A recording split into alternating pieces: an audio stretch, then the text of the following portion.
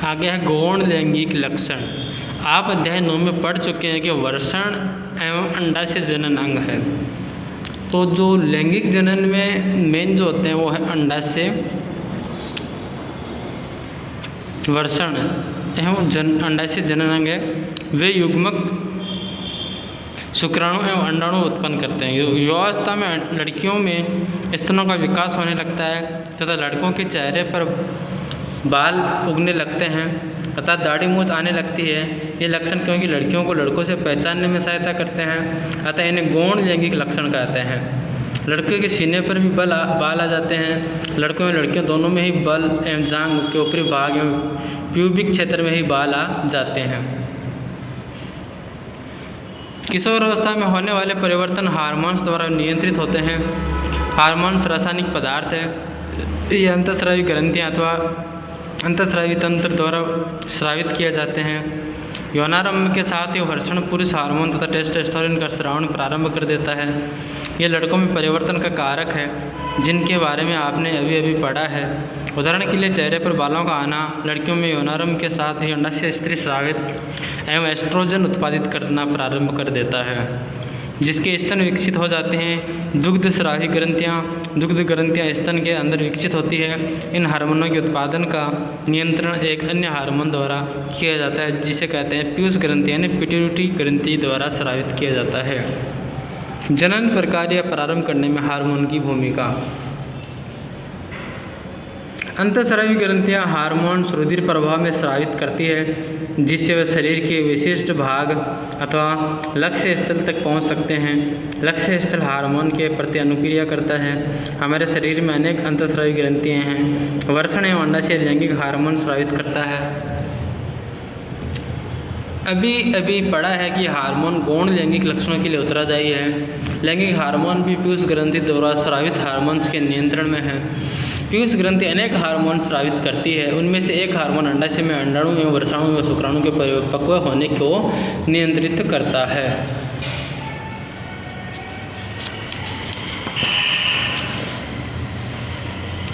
मानव में जनन काल की अवधि।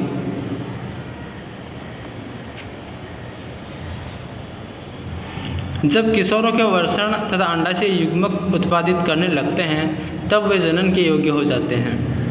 युग्मक की परिपक्वता एवं उत्पादन की क्षमता पुरुषों में स्त्रियों की अपेक्षा अधिक अवधि तक रहती है।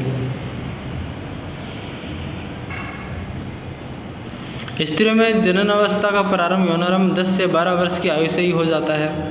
सामान्यतः 45 से 50 वर्ष की आयु तक चलता रहता है। यौनारंभ पर अंडाणु परिपक्व होने लगते हैं। अंडाशय में एक अंडाणु परिपक्व होता है तथा लगभग 28 से 30 दिनों के अंतराल पर किसी एक अंडाशय द्वारा निरोमोचित होता है। इस अंडाशय में गर्भाशय की दीवार मोटी हो जाती है जिससे वह अंडाणु के निषेचन के पश्चात युग्मनज को ग्रहण कर सकें, जिसके फलस्वरूप गर्भधारण होता है। यदि अंडाणु का निषेचन नहीं हो पाता तब उस स्थिति में अंडाणु तथा गर्भाशय का मोटा स्तर उसकी रुधिर वाहिकाओं में सहित विस्तारित हो जाती है। इससे स्त्रियों में रक्तस्राव होता है जिसे ऋतुस्राव अथवा रजोधर्म कहते हैं। ऋतुस्राव लगभग 28 से 30 दिन में एक बार होता है। पहला ऋतुस्राव यौनारंभ में होता है जिसे रजोधर्षण कहते हैं। लगभग 45 से 50 वर्ष की आयु में ऋतुस्राव होना रुक जाता है। ऋतुस्राव के रुक जाने को रजोनिवर्ती कहते हैं। प्रारंभ में ऋतुस्राव चक्र अनियमित हो सकता है। नियमित होने में कुछ समय लग सकता है। तो आपने देखा कि लड़कियां और लड़कों के अंदर जब संतान उत्पन्न करने की जो क्षमता हो जाती है तो अंडाणु उत्पन्न होने लगते हैं लड़कियों में, शुक्राणु पुरुषों में उत्पन्न होने लगते हैं और वो एक दूसरे के ऊपर निषेचन करते हैं। तो शुक्राणु और अंडाणु मिलकर एक भ्रूण का निर्माण करते हैं और वो भ्रूण एक मानव यानी एक बच्चे के रूप में परिवर्तन होने लगता है।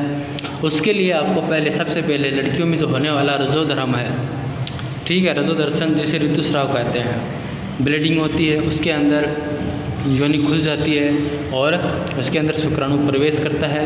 प्रवेश करते ही उसमें अंडाणु होता है और वो अंडाणुओं में सीधा प्रवेश कर जाता है। उसके बाद में एक बंद डिब्बा गोली के टाइप में धीरे धीरे पनपने लगता है और एक बच्चे का निर्माण होने लगता है। इसी तरीके से मानव जनन अंग या मानव जनन जो परिपक्वता है और मानव का जो लिंग निर्धारण है, यौनारंभ है, शरीर के अंदर जो वीर्य निकलता है और वो जिसके अंदर शुक्राणु होते हैं और शुक्राणु अंडाणु में प्रवेश करता है और प्रवेश करते ही जनन शुरू होने लगता है। ऋतुस्राव चक्र का नियंत्रण हार्मोन द्वारा होता है। इस चक्कर में अंडाणु का परिपक्व होना, इसका निर्मोचन, गर्भाशय की दीवार का मोटा होना एवं निषेचन न होने की स्थिति में उसका टूटना शामिल है। यदि अंडाणु का निषेचन हो जाता है तो वह विभाजन करता है तथा गर्भाशय में विकास के लिए स्थापित हो जाता है, जैसे कि आप पिछले अध्याय में पढ़ चुके हैं।